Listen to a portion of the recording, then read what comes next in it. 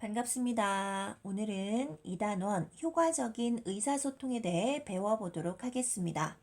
첫 번째 소단원 담화의 개념과 특성에서는 다양한 담화 상황을 보면서 담화의 개념과 특성을 이해하고 담화를 구성하는 요소들을 파악할 겁니다. 그리고 그 요소 중 하나인 맥락에 대해서도 자세히 알아보려 합니다. 두 번째 소단원인 의미를 나누는 대화에서는 듣기 말하기가 사람들과 의미를 공유하는 과정임을 알고 바람직한 듣기 말하기 태도에 대해서 생각해 보려고 합니다. 자, 그럼 교과서 66쪽 넘어가겠습니다. 담화의 개념과 특성입니다. 내용 관련 영상 한번 보도록 하겠습니다.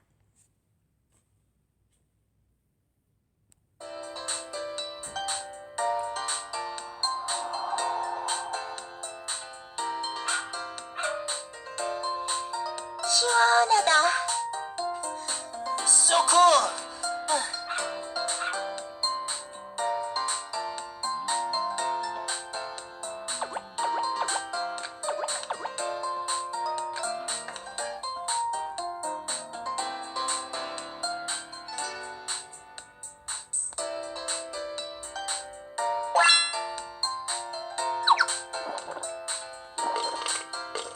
시원하다.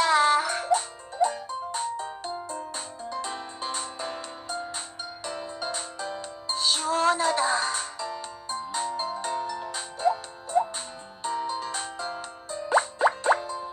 시원하다고?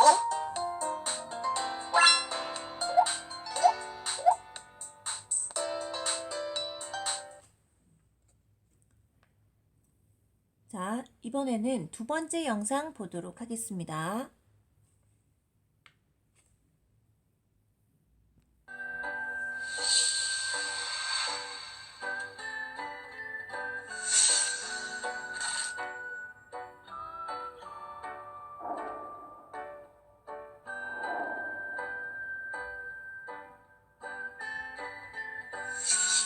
이렇게 적으면서 설명을 했습니다. 그런데 한 명은 이렇게 적고 주었어요.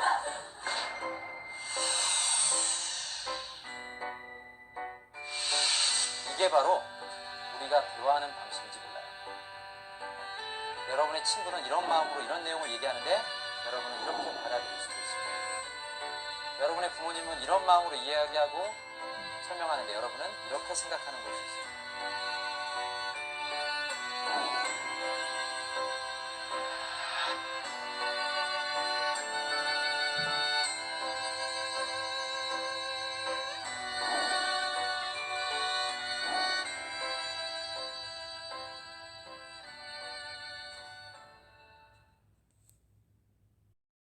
이 두 영상은 모두 담화의 맥락을 고려하여 의사소통하는 것에 대한 내용이었습니다.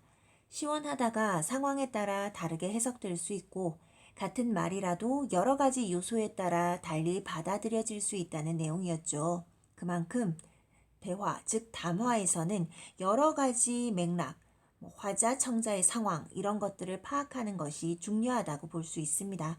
첨부된 학습지로 더 자세히 정리해 보겠습니다. 머릿속에 생각이 발화가 되고 발화가 모여 담화를 이룹니다. 우리는 수많은 담화에 둘러싸여 사람들과 말을 주고받으면서 의미를 공유하는데요. 이때 담화의 의미를 정확하게 파악하기 위해서는 담화가 이루어지는 맥락, 상황을 고려해야 합니다. 우리는 이번 학습지를 통해서 담화의 개념과 구성 요소, 그리고 그 요소 중의 하나인 맥락에 대해 자세하게 살펴보도록 하겠습니다. 학습지 1쪽 보겠습니다. 담화의 개념과 구성 요소. 추상적인 생각을 구체적인 의사소통의 상황 속에서 문장 단위로 실현한 것. 머릿속에 있는 생각을 문장 단위로 표현한 것. 우린 이것을 무엇이라 하느냐? 발화라고 합니다. 말하는 거죠. 이러한 발화가 모여서 이루어진 것. 이것은 쭉 이야기하고 있는 담화입니다. 담화는 크게 4가지 요소로 구성되어 있습니다. 말하는 사람인 화자가 있죠.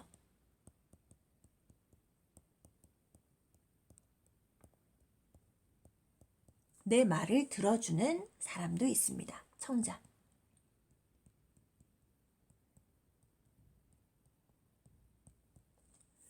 말하는 사람과 듣는 사람 사이에 오고 가는 이야기가 있습니다.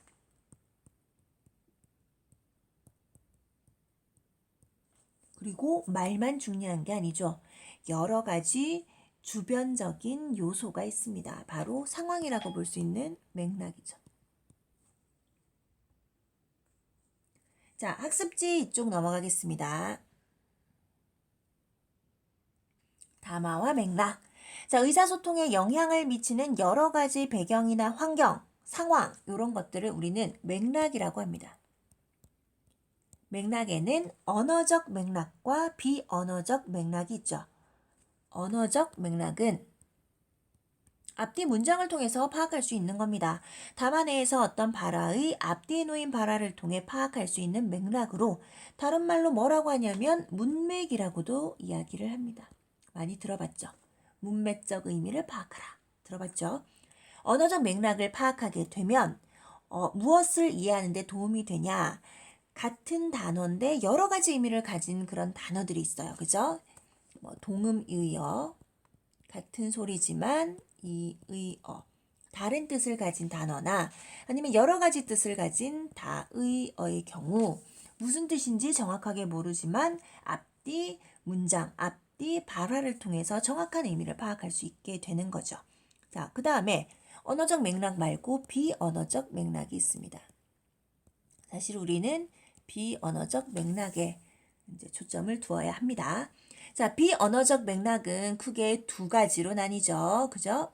비언어적 맥락. 다시 자, 여기 비언어적 맥락에는 상황 맥락과 그리고 사회 문화적 맥락으로 나눌 수가 있습니다. 상황 맥락은 실제 담화에 직접적으로 영향을 미칩니다. 자, 그리고 여기 지금 잘못된 부분이 있는데요. 특정 사회나 문화에서 오랜 시간 동안 만들어진 건 상황 맥락이 아니고요. 사회 문화적 맥락입니다. 자, 다시 상황 맥락 올라갈게요.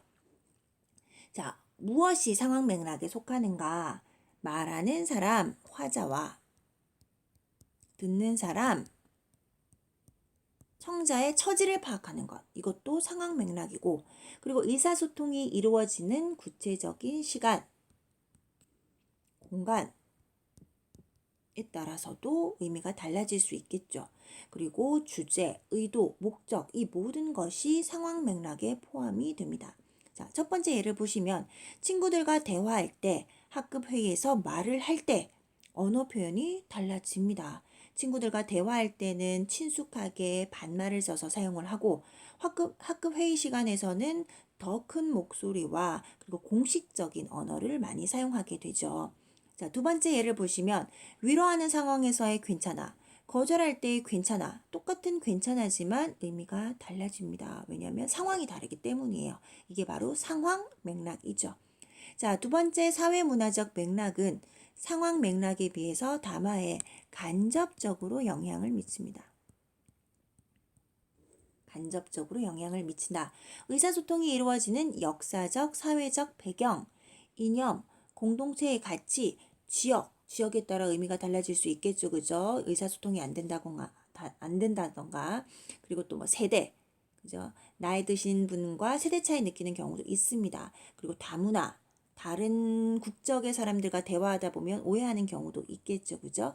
그리고 또 때로는 남녀 등등등 이런 것들이 전부 다 사회문화적 맥락에 속한다고 볼 수가 있습니다. 자, 첫 번째 예를 보시면 친구들과 대화할 때, 어른들과 대화할 때 언어 표현이 달라지죠. 이거는 이제 세대 간 이라고 볼 수 있겠고, 우리 문화에 낯선 외국인에게 음식을 푸짐하게 차려놓고 차린 건 없지만 많이 드세요. 하지만 외국 사람들은 똑같이 차린다면 아우 제가 많이 차렸어요. 많이 드세요 라고 얘기를 합니다. 이거는 우리나라의 문화적인 그런 특성이죠. 우리나라는 자신을 조금 낮추고 겸손의 의미를 중요하게 생각하지 않습니까? 그래서 많이 차렸다 하더라도 차린 건 없다라고 이야기를 합니다. 외국 사람들은 왜 그런가 하고 의아해한다. 이게 바로 사회문화적 상황에 따라 달리 생각이 되는 부분이죠. 자, 맥락을 고려하여 의사소통하기, 상황 맥락, 사회문화적 맥락을 고려해서 담화의 의미를 이해하며 원활하게 의사소통을 할 수 있습니다. 정확하게 이해를 하기 위해서는 이제 상황 맥락과 사회문화적 맥락을 고려해야 된다는 것. 알겠죠, 여러분?